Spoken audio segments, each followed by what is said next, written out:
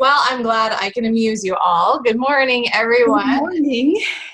We were all a little confused this morning with the Super Saturday Express and this and life. How's Mama doing this morning?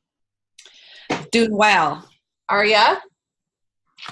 I've got the most delicious thing in a cup sitting right here, you guys. If you haven't tried your lean, I just did chocolate and vanilla lean, and I guess mine is an almond milk and coconut milk blend this week for whatever reason. My girlfriend told me to put in like a tablespoon of whipping cream. So I did that. And then I put in some coffee and some ice. Good. That sounds really good. Good morning, everyone, and some stevia. Because I don't drink coffee. I hate coffee. This is really good. Papa. Very good. Okay, so we are here as we are. I was saying this by the time we're going to be done this book, it's so hard to go back and actually look at what we actually want to talk about because the content is just so very full. Well, you know, it's so funny because when you hear John Maxwell speak on the 5 levels of leadership, he could probably speak, I don't know, he could do an entire hour on different parts of each chapter. Like, how do you even break it down? Mm-hmm. Like our last one was only chapter 3, right? Chapter 3? Yes, we're on 4. We're on 4. But I find when he speaks, it's quick and it's to the point and it's so easy to absorb. Yes. He's not long-winded. And that's how he writes his books too. Like his books are very easy to absorb. They're not hard to follow at all. You don't have to be like a top-notch leader. And sometimes that surprises me because of the fact that he's so in-depth, right? Like, I mean, like he's in late 70s and he's written over hundreds of books and just such a simplicity to bringing his message across. I know. So, law of reflection. Mm-hmm. Follow effective action with quiet reflection. From the quiet reflection will come even more effective action. And Marge, this is directly for you. Are you listening? Don't you love it? You know, you hit that phrase where you're like, whoa. Yeah, I'm always go, go, go. It's naturally my personality. It's easy to do. It's what I fall into. You know, you get up in the morning and boom, you're on your way. Mm-hmm. You need that quiet time. You need that reflection time. Well, and with faith too. I was just having this conversation with my girls like this week, and I was like, you guys, if the only times that you're spending faith-wise is talking. Just grab my door. Right? Same thing, any kind of relationship, you guys. The only thing that you do is talk, and you don't spend time listening, it's not going to work. So for us to spend time in reflection, I think that's when we start to peel away layers. I have somebody here. Thank you.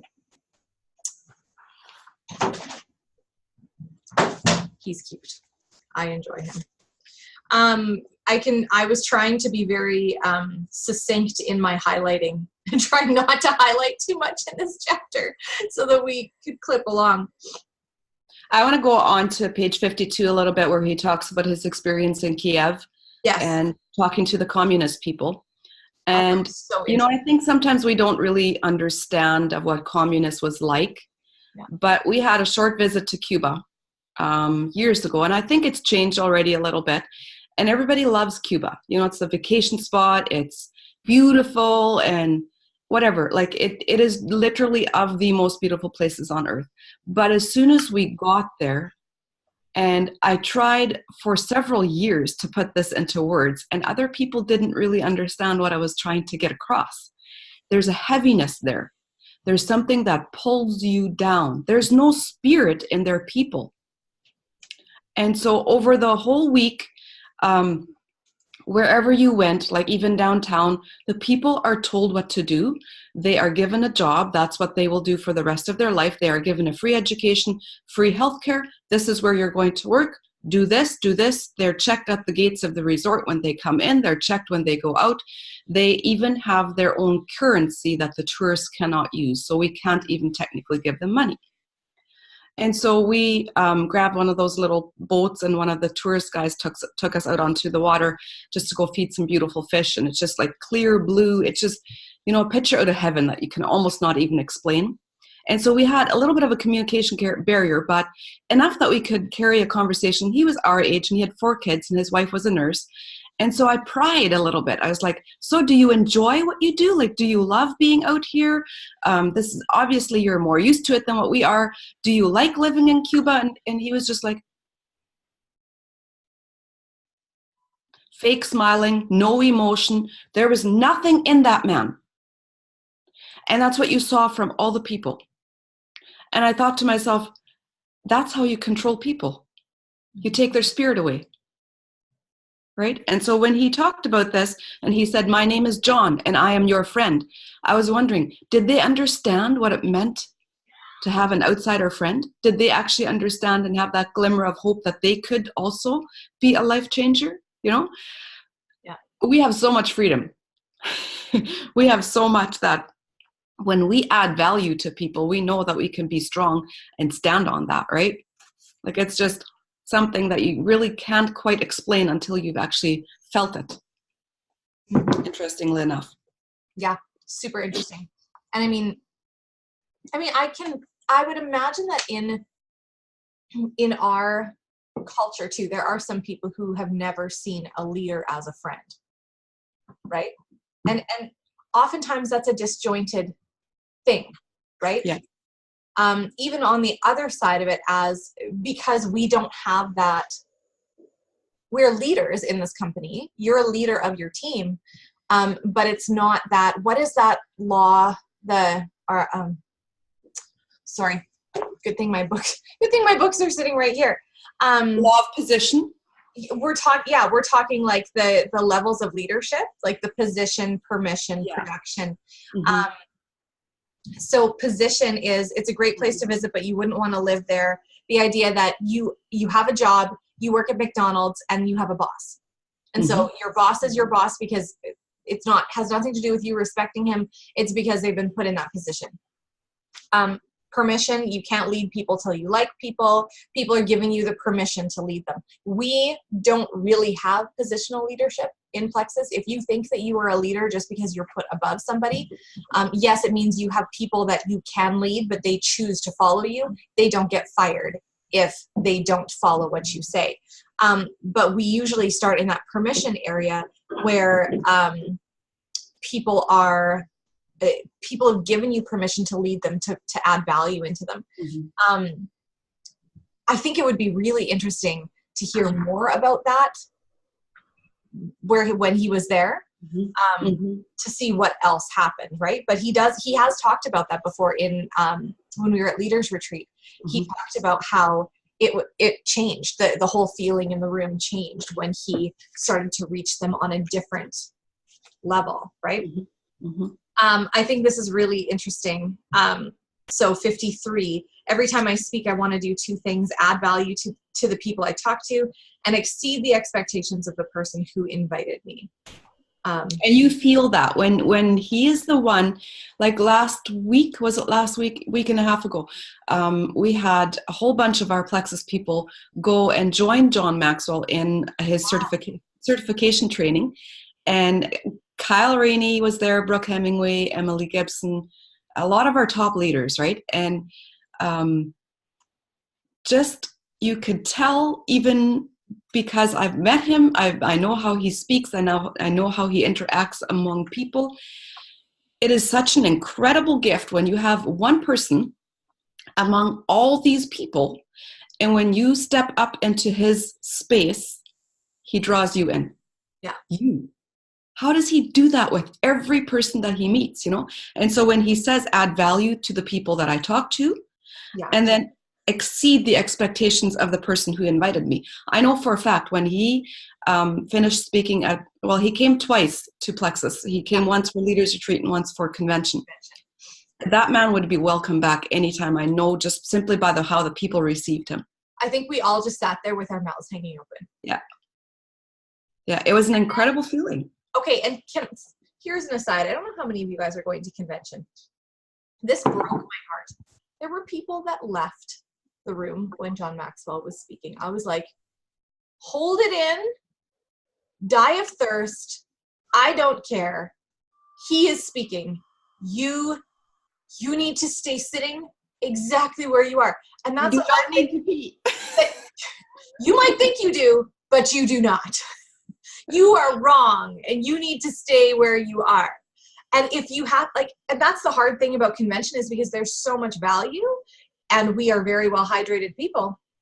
If you need to figure out where all the bathrooms are within a running distance of where you are sitting so that you can go and hear and still be you run and you come back. You actually don't need a coffee.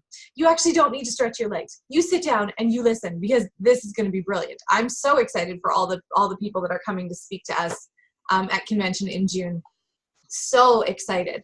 I think about John Maxwell and the impact that his lectures have had. I don't want to say lectures, but when he's spoken to us, what that has had on my life. And it's just, don't leave.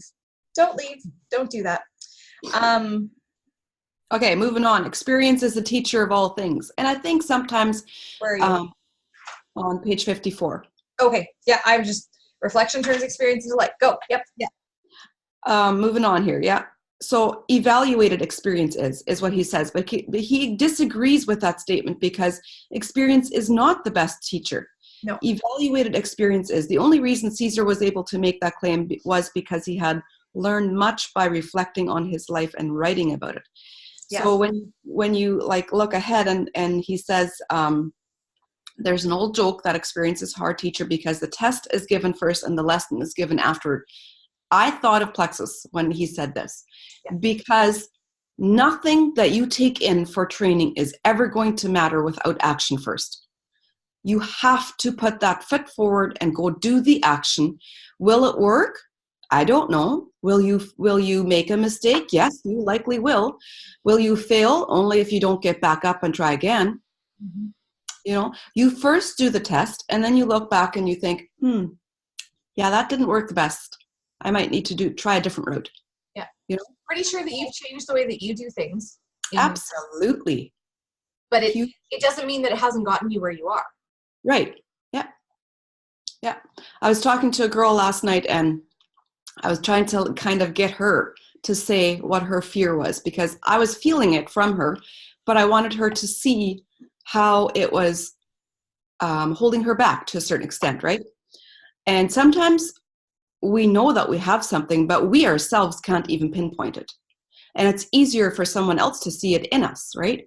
And so I asked her, do you feel that if you try this, and if you step out boldly, and this is what you say to this lady that you really like and enjoy and would love to have on your team someday, if you step out boldly, and she says no, do you feel like you would have failed? And she said, yes.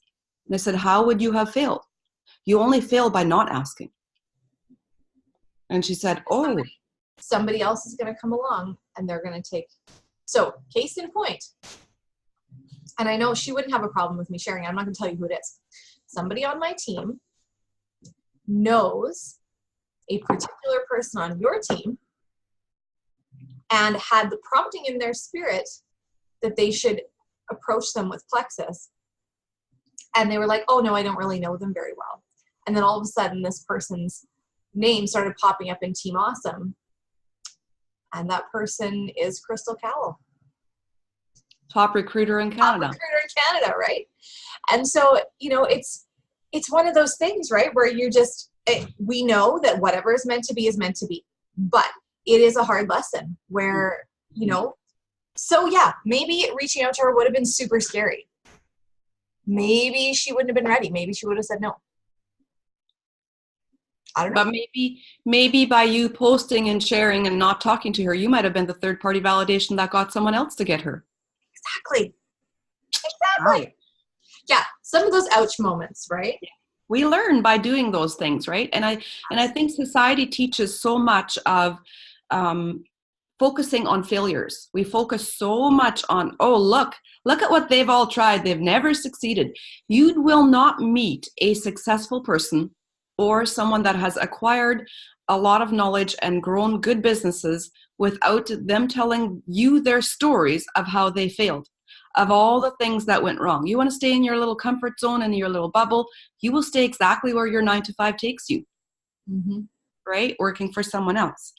Yeah. Okay, so if someone is going down the wrong road, he doesn't need motivation to speed up. He needs to stop. And I'm always that kind of person where I'm like, what am I doing? Am I doing this right? Can someone please tell me? Like, I'm a big girl here. I can take your criticism. Yeah. Tell me what I'm doing. You know, so I'm always really like open to constructive criticism and willing to take it. It's a hard thing to do for a lot of people based on your personality. Yeah. It's something that doesn't come easy, and especially if you have stepped out vulnerably and really had a hard time doing it, and then it didn't work, and then someone else is like, can I tell you what you did wrong? And it was exactly that hard thing that you did. That's where you're going to learn the most. Yeah. Those are going to be the biggest moving forward moments, right? Yeah. Remaining coachable is so important. And you see that that coachable people are the ones that are showing up, moving ahead. And sometimes the moving ahead isn't always just by their visible growth. It's by the growth in here. Yeah, totally. So hang on one second. Go ahead. Christina, I totally agree with that. She said it's hard to do if you've been criticized your whole life. Yeah. And then she knows that she shuts down when someone comes too hard. I really hope that people come from a place of love, wanting what's best for you, right? Like, not when I say constructive criticism, I feel like some of my growth has come from the hardest moments from my uplines where I, in my mind, thought, like, they really, really lovingly laid it out for me. And I just understood, like, yeah, Marge, that's what I gotta do. And you know what? At that moment, often I thought, that's not gonna work for me. That's not how I do things. I'm not her. I can't do it that way. That's what I thought at the moment when it was given to me. And then in hindsight, when I looked back, it was exactly what I needed. It was exactly what I needed to do in order to move forward, to either let go of a mindset, push into that next level of growth, whatever that was, you know, and it wasn't given to me harshly, ever. I think that's a huge thing that we have in Plexus, is that we don't need to be beating upon anyone. No. And, you know, there are people who will not be as naturally gentle, or, you know, but I think it's also our assumption, right? If we assume that people are trying to reach out to us in love, whether they succeed in the delivery or not, granted, there will be people in your life that aren't reaching out to you in love. But that's right. In Plexus, I think in general, we can say that with our teams, generally, if somebody is trying to say something to you, whether the delivery comes across as you would think it was loving or whatever, you just need to assume. It's sort of like how I like to assume that when people don't respond to my messages, that it was the cat that opened their messenger. It's just the way that the place that you live in your head that's happy. Exactly. Right. Yeah. And that's a huge part of your mindset as well. Knowing that just because someone doesn't respond, it's not a personal offense. It's not something I have to take personally. Just because someone tells you something that maybe you should be looking at this, maybe you should be, you know, focusing there. And you're like, no, maybe it is. Maybe you're, instead of saying no to yourself, then maybe you should say, that's interesting. Why would she say that? Right? So, okay. All right. Can we move on? Yeah. There's one line that I had underlined. What page are you on? 55. Okay, go for it. Most people are pretty busy. Oh, are we going to go down the busy train again? Well, it's there, right? Like it's just such a huge thing that consumes our lives. And I was watching Fallon Black's video, working through the tough times yesterday. I think I shared it I actually shared it to Team Awesome. It's a good video. It's a really good video, and she shares about her experience. And I got to know Fallon. She came to Plexus just right shortly. Well, no, it was a little bit before I did. Yeah, a little bit before I did. But she joined with all the Brenda, Wendy, Eva, all the big girls. And the big girls went on ahead and, blew it up to diamond. And here she was stuck at senior gold. And she lived a lot of life before success came to her. She was able to put forth a really good, smart visual on social media and not share her garbage. And she had a lot of garbage going on. And only now that she's coming out of it, she's slowly starting to share what actually happened in her life during that time. And during that time, her business blew up. And guys, you know what? We all have reasons of hardship and things going on and things that say that I can't do Plexus today. I'm sorry, but oh my goodness, my life, right? Well, my life. Case in point, has anybody listened to Abby Kappa's new podcast? You want to talk about hard stuff. You want to talk about hard stuff? You want to talk about having excuses as to why you shouldn't be able to do a business? That woman, I do not think that there is a single person that would be able to say, my excuses trump yours, so no, I can't do it. Exactly. So many amazing stories of journeys that we are trying to go through and the freedom found on the other side of it. And totally speaking to myself. I'm not trying to say people here that you can't have reasons of why you're not working and things like that. Life is everywhere. And it's like Fallon said yesterday, it won't stop. It'll just keep going. It'll just be that next thing and then that next thing and that next thing, right? And so totally taking that message for myself and knowing that regardless of what the season brings, that if we work it like a business, it will treat us like a business. Yeah. And so interesting that in your mindset, oh, I've got so many things to do. How am I ever going to get all this done? Oh, only another thing on my plate. If that's what you're telling yourself, you won't get through it. You will not move forward. Yeah. And mindset is such a huge thing of how you're talking to yourself about time. I posted a picture this last week, and yeah, my internet is having issues with pulling up my pictures here. Let me grab that. And there's on my profile, there's so much of the word busy that becomes almost our badge of honor. Society uses what you all do in order to elevate your vision of success. Am I saying that right? I'm trying to find the words in my brain. But the more busy you are, people think that you're more effective. Are we really?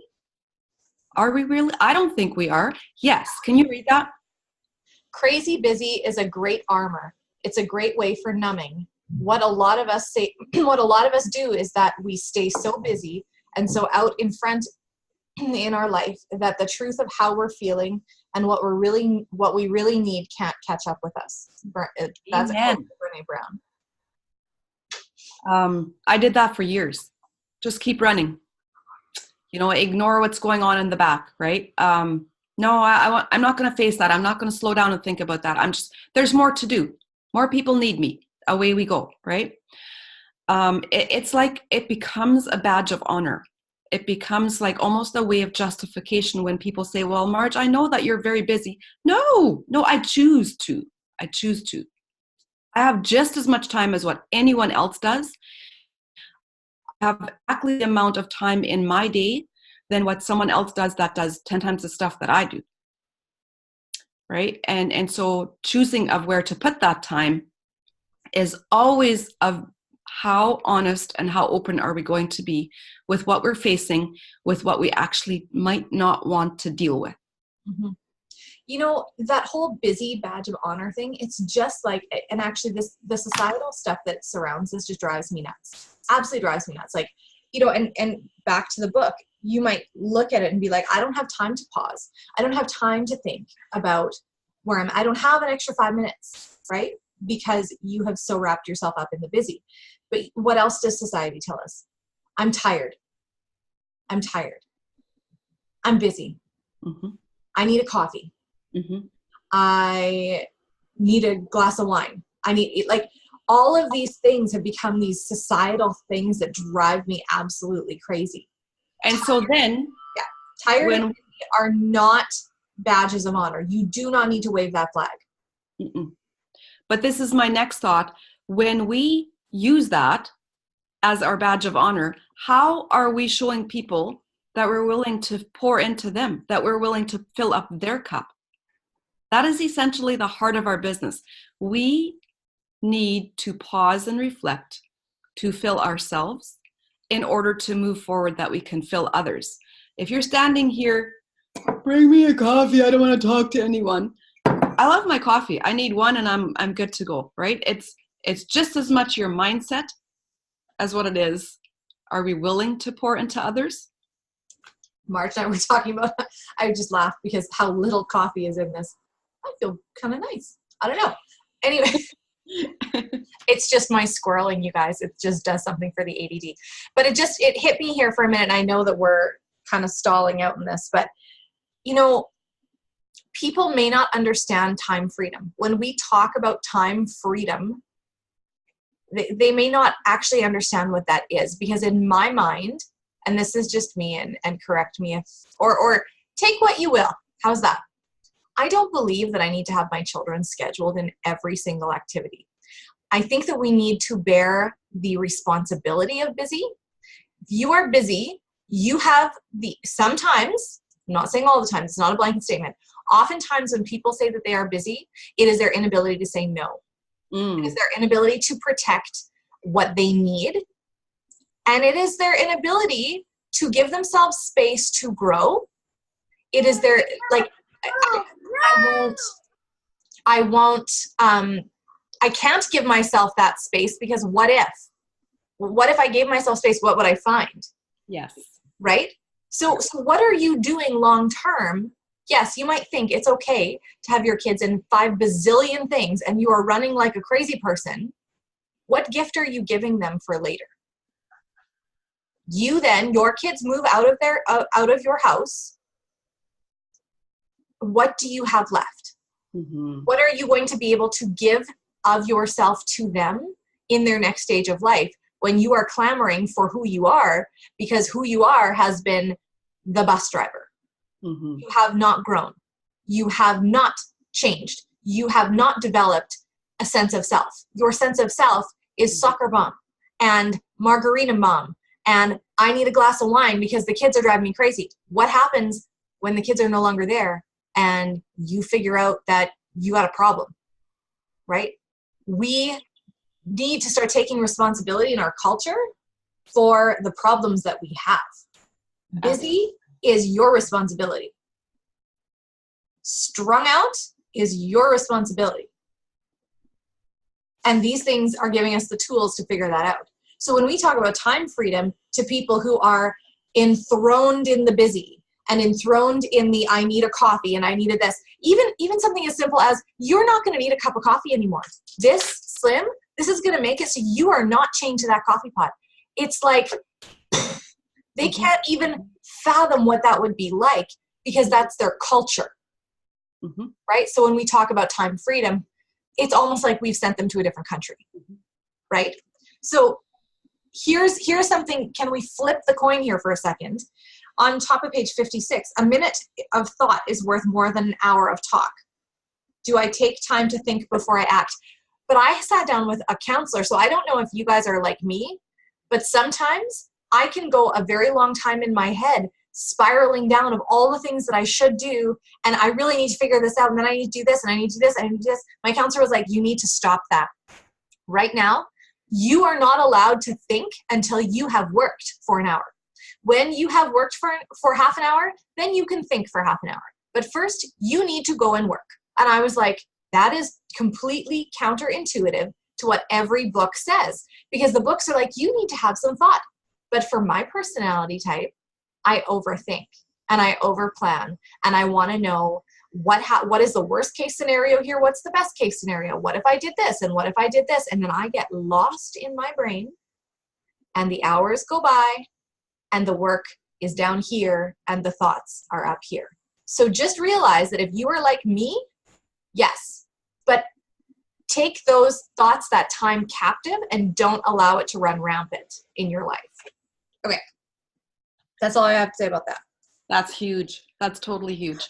And you know what? Just on that one point of what you mentioned there, like when you've lost yourself among that busyness, that is something that I have come across, and I myself had to first learn and grow into and figure out when I started Plexus. Who is Marge? I didn't even know.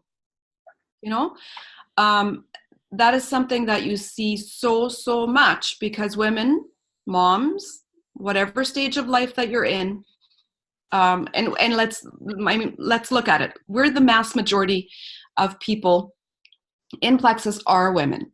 That is just how this business has been built. And I think it's because we're nurturing, we're caring, we're usually the ones wanting some magic potion, right? And so when you come and you all of a sudden can, see these opportunities to become a leader and to become someone that people would follow, and you're like, who even am I? Why would people follow me? It's because yourself in that busyness. You've been running. And that's huge. That's huge, to get down to like laying aside the clutter in your brain and figuring out who you are, and be strong in that. Don't condemn yourself. Be strong in who you are, in the good things, and the good things that you're growing. Yeah, totally. Okay. Anything major that we need to point out here? Page 57, he's going through the eyes. Yeah. On the incubation. I like how he puts sayings together. And he said, I'm continually putting quotes and ideas in my mental crock pot and let them incubate. And I thought of John. John's my slow cooker. And, he can think about something, and like months later, he'll bring it up and he'll have analyzed it completely. And I'm like, whoa, where'd you get that from? Like, it's been brewing in there for a long time, right? And so I thought about how you can analyze things. And he takes a saying, like just that, if you're not at the table, you're on the menu. What? Think about that for a bit, right? You don't wait or rush yourself out of a crisis. What do we want to do when something is happening that we don't want to happen? Run! Let's get out of here. Mm-hmm. No, you don't rush yourself out of a crisis. You work yourself out. And sometimes that work is between here and here. Mm-hmm. It's not by actions. It's by figuring out where you are, right? The mark of an effective leader is one who absorbs the punishment without surrendering his soul. Learning to be graceful to yourself, learning to accept the things that you have not done successfully, and saying, okay, I definitely learned from that, and use that as stepping stones to move forward. Not to just lay it out on the line and say, I'm just going to keep trying. I'm just going to keep trying, and burn yourself out. Yeah. And this is a business where people do get burnt out because they keep pouring into others, but not into themselves. Mm-hmm. Preaching to the choir here. Amen. All the things. I like this. At the end of each day, you should play back the tapes of your performance. The results either applaud you or prod you. Huh. You can do a little performance evaluation every day. That's an ouch, hey? It is an ouch. It's an ouch some days. Okay. Jim Rohn is a really, really good personal growth speaker. He's got some and John Maxwell quotes him quite a bit. Mm-hmm. Can you imagine? How would that feel to realize that you were being quoted often by John Maxwell? That's pretty good. right? Hey, by the way, if you guys don't realize that there's a chat section in here, you're missing a whole bunch of stuff, because I love to see what you guys are coming away from on this. So you need to look at the chat section. Sorry for all of you guys that are catching this after. We cannot record the chat session. It doesn't work. So very, very cool. Thank you guys for putting your 2 cents in there. Illustration. Yes, I was just illustrating is the process of putting flesh on ideas. Interesting. I like that. He says most good ideas are skeletons, and it's funny how we learn in this business of how we develop patterns of growing, patterns of teaching, and it's funny of how you will connect with certain people because they think on a certain level like you do. So I remember when Eva was still working towards Diamond, and she would often message me late at night and say, Marge, I have an idea. And all of a sudden we would have this snowball of an idea. And by the time the morning came, we had it ready. Boom, yeah. Big training course, fixed, done. And it was only because when we put our brains together, we're both very blue thinkers. And by blue, the fun, the excitement, and the adrenaline, and it just gets you going. And what started from a skeleton all of a sudden rolled into a massive human being. Yeah. You know? And it's because when you put the strengths together, that coming from each person, you can see of how the thoughts put together the goodness that brings the meat on the bones. Yeah. And that, I think, is the epitome of Plexus teams, because when there's something that I am like, oh, I have this idea, and then I think, who on my team has this gift because I don't? And not shortchanging myself, I just don't have some of those gifts. And so when I need technical, put something together nice and pretty, I'm like, Sheila, where are you? Because she's the putting the puzzle together to make it look nice. I'll put the content in anytime, but please make it work for her, right? You can take all those different people's strengths as a skeleton and bring them together, and you'll develop all this meat on the bones. That is the beauty of our team. And here is why. I mean, Marge and I, we have our own team pages, and that's important. And the two of us did not do these lightly. Let's just talk about this for a really quick second. Okay. There is a plan and a purpose for all the things. I remember when I started my team page, I had a lot of reasons, but I went to Andrew and I went to Eva and I talked to them about it. And then when we were doing this all over again after we'd gone into Team Awesome, some of you have been here for that part, some of you weren't. And I talked to Kristen Abart, and Kristen said, you need your own team page. You need to do that. She said, but nobody needs to leave your team page until maybe they're a diamond. There is no reason that they need to create their own team page. Mm-hmm.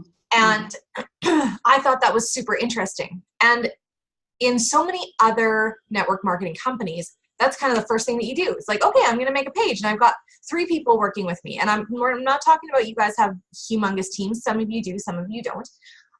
But what happens when you do that? You create another wall of separation between having all of those tools. And because we are so one Plexus, Marge and I together want you guys to be able to say, hey, I have this thought. I need somebody who's like this, so I need to grab this person. And Abby Kappa talks in one of her podcasts so I've been listening to Abby Kappa podcasts and some of her videos this week, so I can't even tell you which one she was talking about. She's basically saying, you may not have all of these people in your downline yet. Don't worry. You've got sidelines. And this is what we want to gift to you, is a community and a culture where we recognize each other's strengths, we celebrate each other's strengths, and we can come together and do that together. Again, another reason why Marge and I want to combine our teams every now and again for different things is because we have different strengths on our teams. And I adore your team. And some of you ladies I'm looking at right now are on that team. And I absolutely love you. And I love the value that you add to my life. I'm so glad to have you guys as sidelines and to know you like I do. I feel like I could message any one of you and be like, hey, girl, I've got this idea and I think you'd be perfect for it. Could we do this together? Whatever. But we're just basically extending bridges. Do not feel like you need to start your own team page. You may not feel like it puts walls up, but it just basically divides. There's a reason, there's a purpose for why Marge and I are where we're at, and we have our own team pages. It's not duplication of Team Awesome or anything like that. Sometimes we'll do that, not very often, but there. Did I say all the things? You did. I like that. And it's true. I think some of my closest, best friendships have come from the sidelines from Team Awesome. Right? And it's just something I never, ever expected, never knew that was there. And yes, the first people to call on, where's my sidelines? Right? And it is definitely a huge asset compared to other companies. Like, I don't always want to keep bringing up other companies, but it's a very well-known fact that there's no other company like ours that has that kind of culture. Well, you look at Fallon, and Lori pointed it out this week as she was on the leaderboard again at the head of the company, and she said how giving she is to everybody. She will share, like, all of her Zooms are up, as far as I know. I mean, maybe there's some that they don't put up, but all their stuff is up for anybody to listen to, which I think is so great. Okay. Okay, good questions. Let's talk a little bit about that. I cannot overemphasize the importance of asking good questions when it comes to personal growth. So often you will have something really valuable to ask and you won't because you're scared of, I'm going to sound stupid. Do not think that. Stop it right away. No, personal growth is personal. You will have questions at different levels of where you are at. Never, ever think. I mean, like, okay, let's explain a good question. Maybe we should go there a little bit. A good question is when you're in a level of personal growth and you're like, I just cannot see what is next and why am I here, and who can like kind of give me an answer on this, or even just suggestions, right? Those are good questions. Those are where do I need to focus on in my business? What am I doing? Where do I need to spend more time, less time, etc. There's such a thing as silly questions. Where's the code for our sale? If Google can answer it or the back office can answer, do not ask your leader, for heaven's sakes. Celeste Gwynn says, I will answer any question that Google or the back office cannot answer. And I think that if we follow that same rule, I try really hard, because you know what, guys, it would be easier if I just gave you the answer, but it wouldn't teach you anything. Exactly. Okay, so and then that's my next thing, since you answered that for me. My next thing is, you create a team of dependent people when you consistently give them answers and do not tell them where to go look for it themselves. Okay, this is simply, we have a lot of homeschool moms in our organization. We have a lot of moms that are just generally aware of when you give your kids all the answers of where to things are, you yourself will be running yourself ragged. And guess what? Your leaders are building their own business too, just like you are.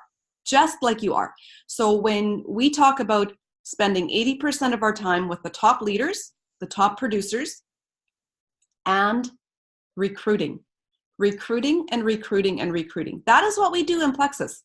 We add new level ones and we develop silvers. That's it, right? And so if each and every person does that and finds the answers for themselves, we will all have more time. We're back to waving that time card, because you know what? Guess what? It is so easy to get caught up in, my team needs this. This is where I'm going to make a group now, and then I'm going to teach them how to do IPA. Honey, we have a million resources, including our back office, which is phenomenal. You do not need to be managing your team like a group of employees. They need to be building their own feet and walking on their own 2 feet, learning where things are, learning how to do things by watching you. I think that it comes down to thinking small, right? Likely. Yeah. For example, Gold Ambassador, you've got a couple of people who are working on your team. That's really exciting. You may have the time to do all of the things for all the people and still get your IPA done. You might be thinking, we're nuts. Just go with us for a minute. Okay, let's expand that a little bit to where you want to be. You want to be an emerald, you want to be a sapphire, you want to be a diamond. Well, all of a sudden, that team has just grown exponentially. Do you have the time to spoon feed the people the way that you were doing before? No, but you don't. But you have now trained them to expect that from you. What are you going to do now? Crazy example, and I think that a lot of people got a really good picture of this when we had our back office switch over last year. How dependent are people on you? Whoa, okay, so things need to change. I even had to change some things in my business. And I've always said, I do not need to be all things to all people, but I still definitely fell into that trap every now and again. Mm-hmm. And now I look at us a year later, I'm like, woof, woofty, we've done some really great growing. That's awesome. We could take that on. We're not going to do it again, but we can take that on better now. No, we've been through enough back office changes. Okay. Okay, if a person will begin with certainties, he will end in doubts. But if he will be content to begin with doubts, he will end in certainties. Oh my word. Okay, so self-doubt is such a massive thing in this business. Consistently questioning ourselves, doubting ourselves, and is this working? Is this even going to work? What am I doing here? Why did I even do that? Oh, you know what? If that's what you're going to be focusing on, you're not going anywhere. I'm just going to tell you that. Mm-hmm. Because self-doubt is the killer of all growth. If you will not believe in yourself and tell yourself that you believe in yourself, you won't. And as Marge and I are finding, however many years down the road, like I said before, I don't have any fears. Last year, you would ask me if I was afraid of anything, I'd be like, I'm not afraid of nothing. Bring it on. I'll do it. Let's go. Right? No, just didn't dig deep enough. So if you think that you're like, oh, I believe in myself, I tell myself that whatever, I don't have any of these problems. Probably because you're not digging deep enough. Because I honestly believe that no matter how confident you are, we all have stuff. And you know what? The best blessing you can give yourself, and maybe this is your husband, maybe this is your best friend who isn't in Plexus, maybe this is a sideline. The best blessing that I ever gave myself was opening up and I mean, you know what? It wasn't a blessing I gave myself. God gave me Marge. Because, the other day we were talking and she's like, well, that's self-limiting belief right there. And she calls them out, right? And my word, and you know what, when you're talking to that person that you know is going to hold you accountable to that point, you hear the words coming out of your mouth and you're like, oh yeah, no, I hear it now. There it is. Okay. Yep. Yeah. And you know what, guys, fears are not horrible, horrible things. You need to be like, oh no, I'm so afraid of that. I can't do that. No. Yeah, I'm afraid of it and I'm going to do it anyway. I'm going to share a little bit on the Preston Pugmire mindset training that I've been doing in May now. And it's so interesting to see how fears originate and why we think, and I've been putting this visual in my mind. There's a little pebble on the road. And when I'm walking toward that little pebble, it looks like a wall to me. That wall is the fear that I have been affirming in my brain. And in real life, in real actual situation, it's only a pebble on the road. It's only because it only looks like a wall because I have affirmed it so often in my brain that it's such a big fear of mine that it becomes a wall. When in actuality, it isn't, right?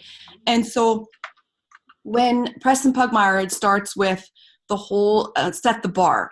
He says, set the bar of where you're at. And I have a hard time explaining this because it's almost like a visual thing that you almost have to see in your brain in order to understand. But set the bar is an acronym. So it's SETBAR. And what's the first thing that we want to do when something isn't working? More action. What am I doing? I want the how to. Tell me how. Tell me how. Because whatever I'm doing isn't working right now. Tell me how.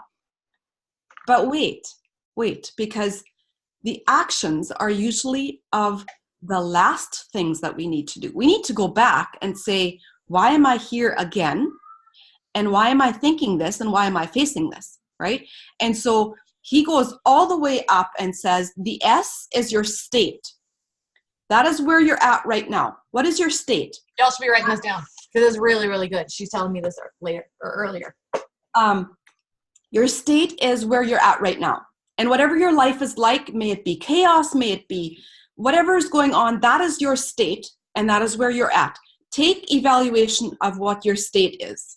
And then from there, your next thing would be your emotions. Oh, I want to back up a little bit. Your state also says of how you hold yourself, your physiology.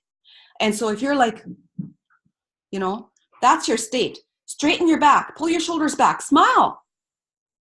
That is going to change your whole outlook on everything. Just by doing those simple things, changes what processes in your brain and the way that you even hold your body. Okay, so let's go to the E, your emotions. Where's your emotions in your state? If you're this, what are your emotions going to be like? If you're this, what are your emotions going to be like? They change automatically by the way that you hold yourself, right? And then your thoughts. Oh, the big one. The big one. This is your thoughts. So when you're like this, your emotions are like this, and your state is like this, where's your thoughts going to be? Exactly there. And then I think of check yourself before you wreck yourself, right? Your thoughts are the key components of this whole thing. So he teaches a belief is only a thought that you have thought often enough for it to become a belief, right? It's not that you hold that belief solid as your very own truth. A thought is just something, a belief is just something that you have thought often enough that you believe it. And it's changeable. It's totally changeable. So when you change your state, put a smile on your face and your emotions come up to that smile and your thoughts become more positive, boom, what happens to your beliefs? Right? Your beliefs start changing because you have a smile on your face, your state and your physiology is stronger, and your emotions are more level. Wow, what happens to your actions? Coming to your A, that's your actions. How are your actions going to be different from this to this? Right? And so then the bottom one is the R, and that's your results. So where are we focusing on? Are we focusing on just the actions of getting results, or are we checking set the bar above ourselves? And I feel like I'm going to be like preaching and preaching on this because I'm preaching to myself 1,000%. Like this book. We do. Yeah. Y'all are just here for our own little conversation. Thanks for checking in. But the whole thing, when I've gone over and over this last month because, and I know I've been talking to Christina about it, and she's had some massive revelations as well. And it's hard. It's hard to pull back those layers and reveal those fears and to know, like, what is my most worthwhile emotion? What is my biggest liability? These are all things that come from our state. These are all things that are going to control our emotions, our thoughts, our beliefs, and then your actions, and then your results. And so if you're struggling with your results and you're wondering of why am I where I'm at, go back and set the bar. The next lesson that he did was the emotional scale, and it started right in the very bottom about discouragement and just hopelessness, despair, and the very top was joy and just quickly going to grab that because I have it here somewhere. Appreciation and empowerment and freedom and love. That all begins with your state, guys. It all begins of where you put yourself, and you yourself have ultimate control of putting yourself there. So when you're finding yourself here, put your shoulders back, put a smile on your face. Check yourself before you wreck yourself. Who said that? Why am I coming back to? I don't know, but you say it all the time, and I love it. So hey, just keep saying it. This whole month I was going to interject that emotional stuff. If you guys are having a hard time checking your emotions, this is where the Enneagram comes in, and the levels of development or the levels of health, right? I love this. I wonder how much, like, I'm not doing the Preston Pugmire thing with Marge, but I'm getting her processing, which is great because she's teaching me, she's learning more, and I'm learning too. So it's working out. But I think that this fits in super well with it. Right? If you are not aware of your levels of development on from your personality type, You need to get aware, guys. This has just been such a brilliant thing for me. Mm-hmm. Just back on the Enneagram a little bit before I want to go to number 6. What is my least worthwhile emotion there? The Enneagram.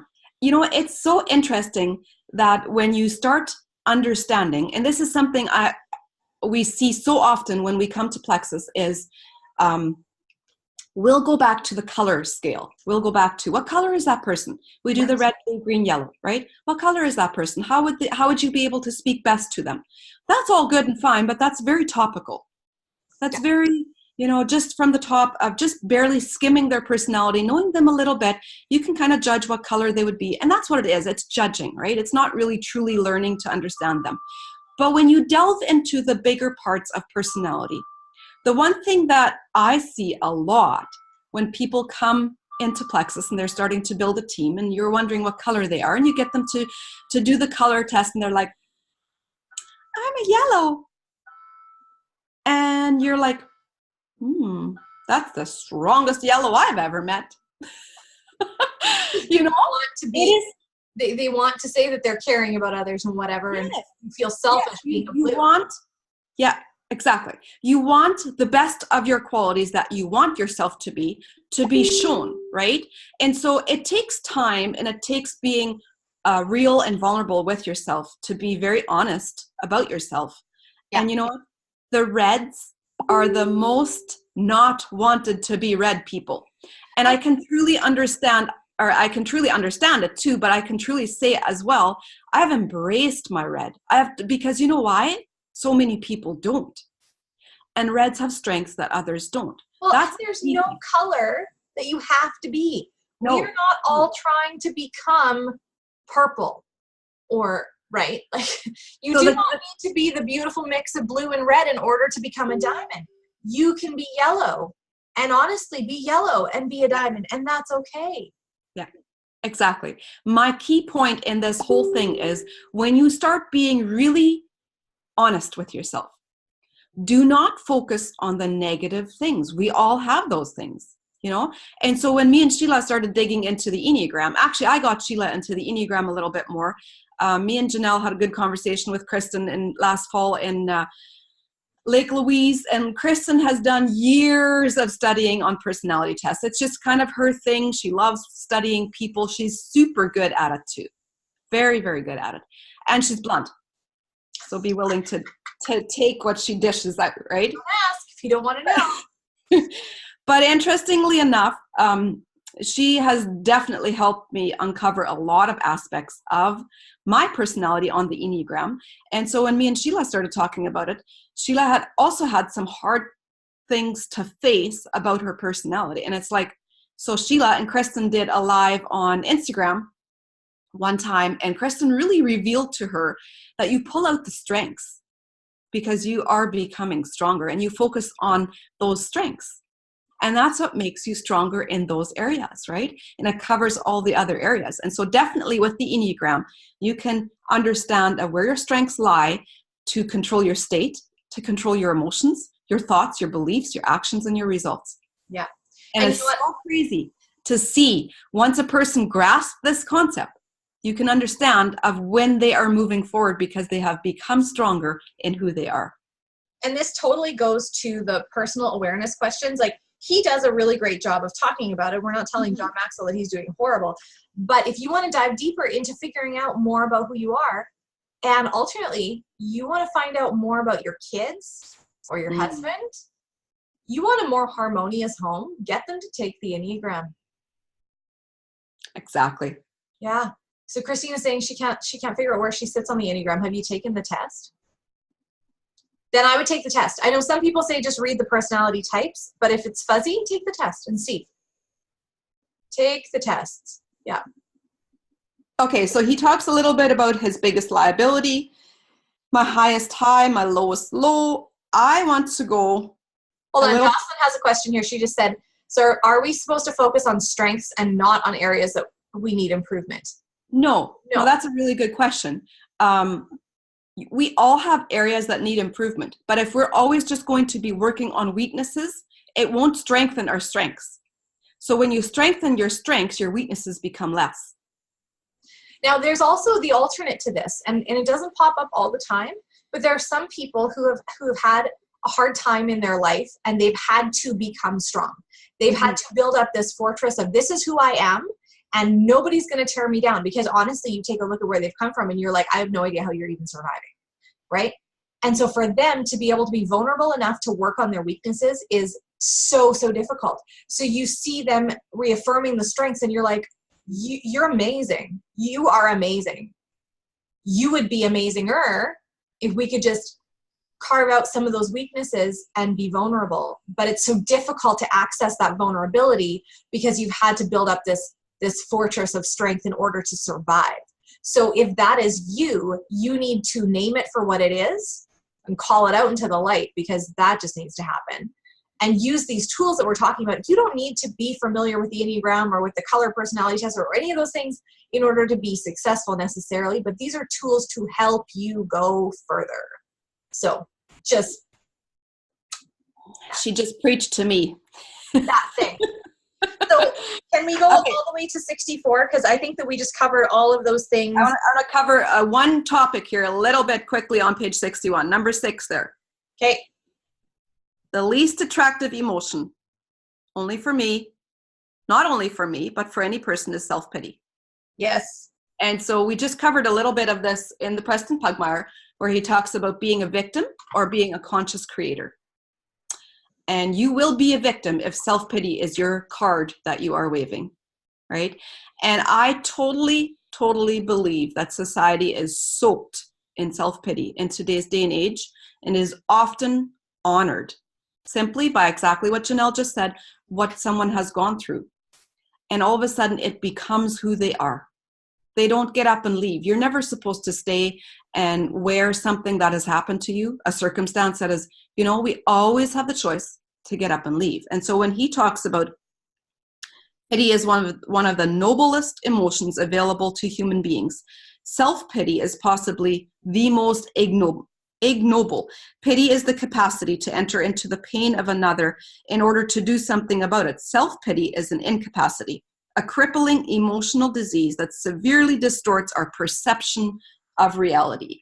Okay, there's several aspects that I thought of when he talked about this. And the one thing is people who are sick and are given a life raft of hope.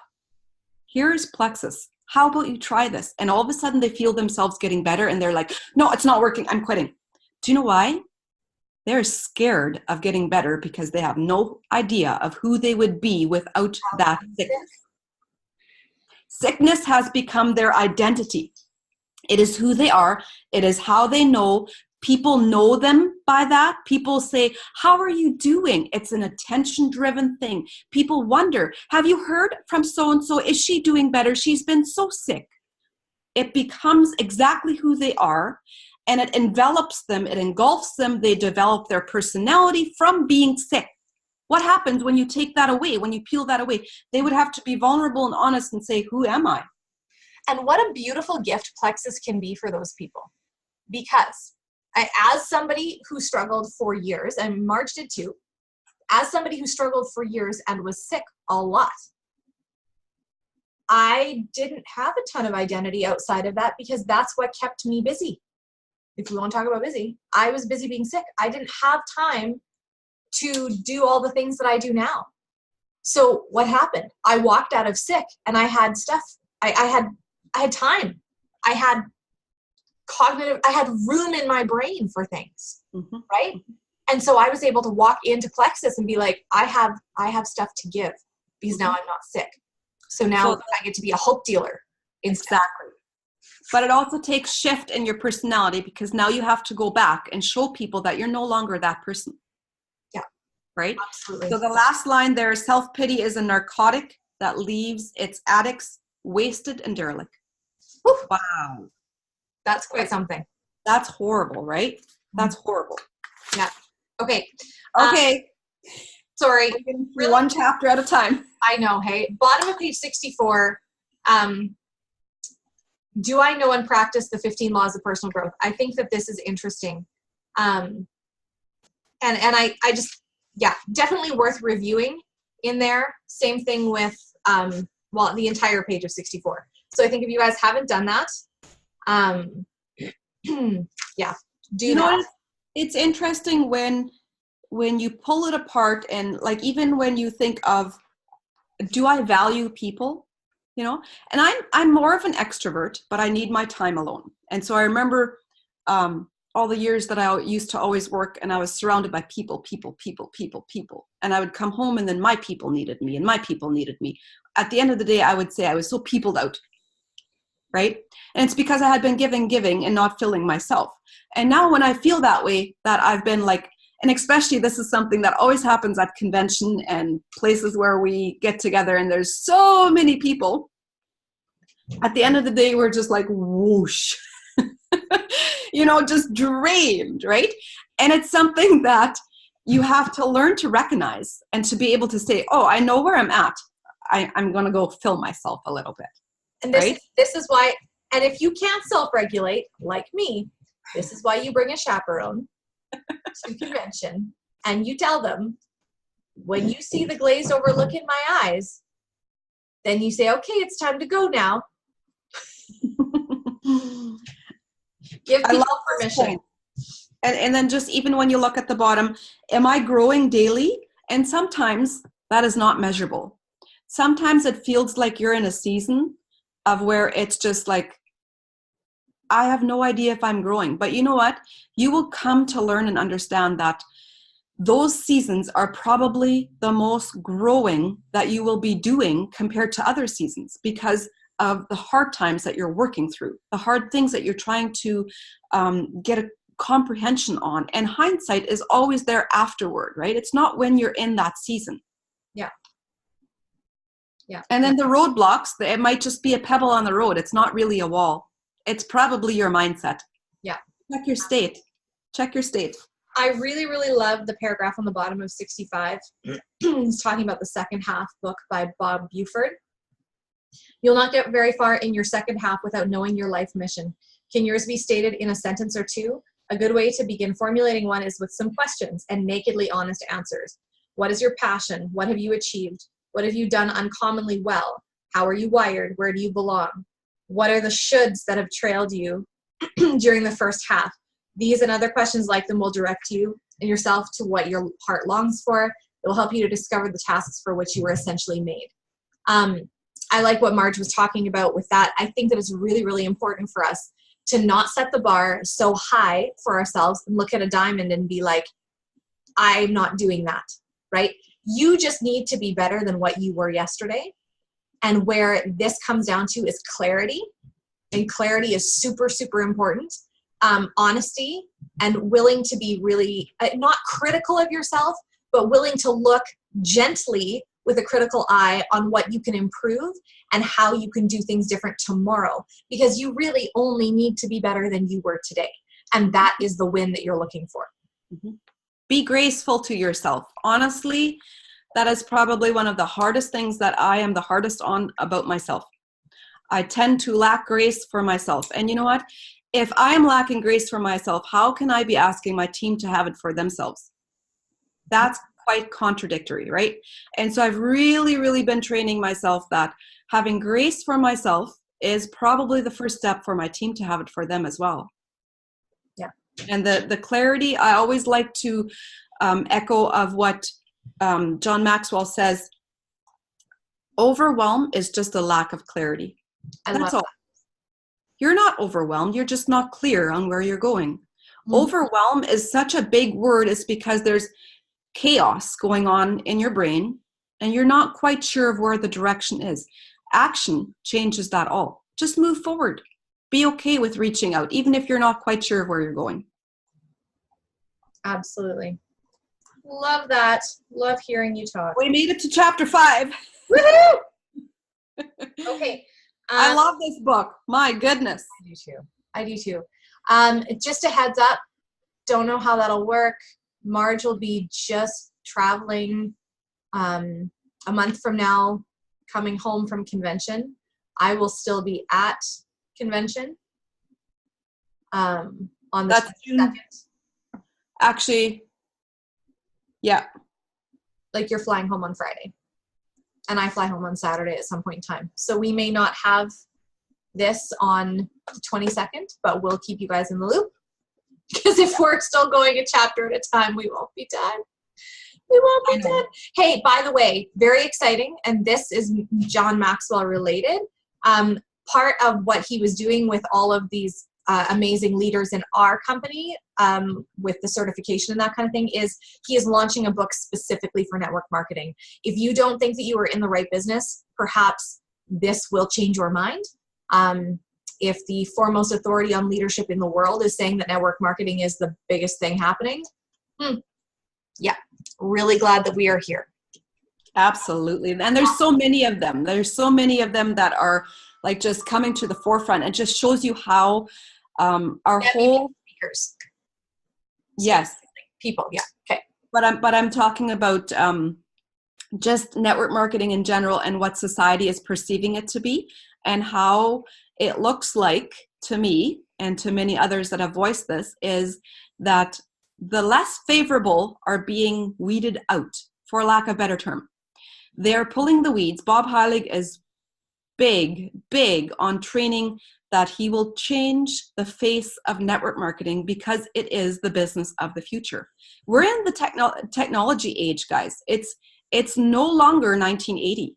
You know, we're no longer going door to door and making phone calls and trying to get people to buy things from us. This is the business of the future. And there's always going to be skeptics. There's always going to be naysayers. But if we're going to be embracing on doing this business in the manner of how John Maxwell teaches, how Bob Heilig is teaching it to be such a strong cultural business, we're onto something. And then if you have any idea of what happened in Advocare last weekend and how our founders responded to that, wow. We just had an open house yesterday with Alec and Tarl. And Advocare is an old company that has been around for years and years and years. They were of the 1980 multi-level marketing companies that have been around for many years. I don't know a whole lot about them, but they have been there for a lot of years. And they overnight changed their compensation plan to a direct-to-consumer plan. And all their top leaders were whoosh, done. And so this happened last weekend. And people that were making diamond incomes, I don't think people made as much money in Advocare as what they do in Plexus. But I know that Ricky James had a girl reach out to her and say, sign me up. I have to replace $12,000 to $15,000 a month immediately. Because the rug was whipped out from under them. Do you know why? Because there wasn't integrity. There wasn't morale from the top of the company. They were rather spending money on Super Bowl advertisements for Advocare instead of putting it back into their people. And so you can no longer keep that format growing and building and not go under, right? And so just a lot of things that were not dealt with right, their leaders chose to whip out the rug.